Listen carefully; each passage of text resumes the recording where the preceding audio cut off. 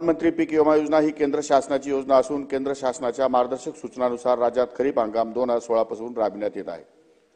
सन 2023-24 पासून सर्वसमावेशक पीक विमा योजना राबवण्याचा निर्णय राज्य शासनाने घेतला असून शेतकऱ्यांना प्रति अर्ज केवळ 1 रुपया भरून योजनेत सहभागी होता येते। प्रधानमंत्री पीक विमा योजनेअंतर्गत खरीप 2024 मध्ये परभणी जिल्ह्यात या योजनेची अंमलबजावणी आयसीआयसीआय लोंबार्ड जनरल इन्शुरन्स कंपनीमार्फत करण्यात येत आहे। खरीप 2024 मध्ये परभणी जिल्ह्यात 7,63,062 विमा अर्जाद्वारे शेतकऱ्यांनी प्रधानमंत्री पीक विमा योजनेमध्ये सहभाग घेऊन 5,23,858 हेक्टर क्षेत्र विमा संरक्षित या ठिकाणी केलेले आहे।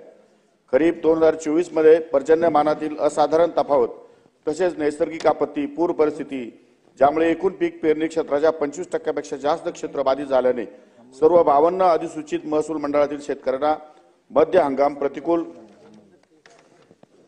परिस्थिती अंतर्गत 25% अग्रिम रक्कम नुकसान भरपाई देण्याकरता दिनांक 30/9/2024 रोजी जिल्हाधिकारी परभणी यांनी अधिसूचना निर्गमित केली आहे। खरीप 2024 मध्ये नैसर्गिक आपत्ती व काढणी पश्चात नुकसान याकरता 426.55 कोटी अंतरिम नुकसान भरपाई मंजूर झालेली आहे। राज्यात प्रधानमंत्री पीक विमा योजनेअंतर्गत 2024 करता एकूण 2,197.15 कोटी नुकसान भरपाई मंजूर झाली आहे। विमा कंपन्यांना राज्य हिस्सा विमा हप्ता अनुदान उपलब्ध करून देण्याची कार्यवाही प्रगतीत असून त्यानुसार सर्व पात्र शेतकऱ्यांना नुकसान भरपाईचे वाटप करण्यात येईल।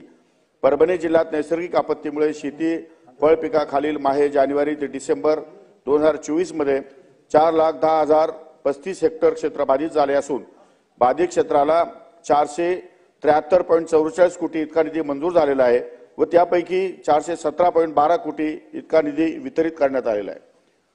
अध्यक्ष महोदय, परभणी जिल्ह्यामध्ये एकूण 56.32 कोटी इतका निधी प्रलंबित आहे आणि मराठवाडा विभागासाठी हीच रक्कम 3,067.52 कोटी मंजूर असून 2,458.62 कोटी वितरित केलेला आहे।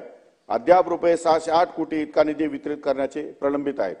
शासनाने आतापर्यंत 2728 कोटी मदत नैसर्गिक आपत्तीमुळे बाधित झालेल्या शेतकऱ्यांना वितरित केलेली आहे।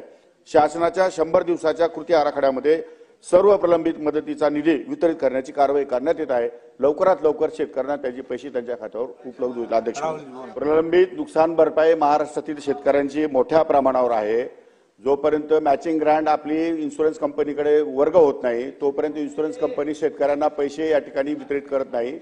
त्यामुळे लवकरात लवकर ही फाईल मूव्ह करून महाराष्ट्रातल्या सर्व शेतकऱ्यांच्या ज्या विमाच्या रकमा राहिल्या आहेत त्या 31 मार्च अखेर सर्व रकमा त्यांच्या खात्यावर टाकण्यात येईल।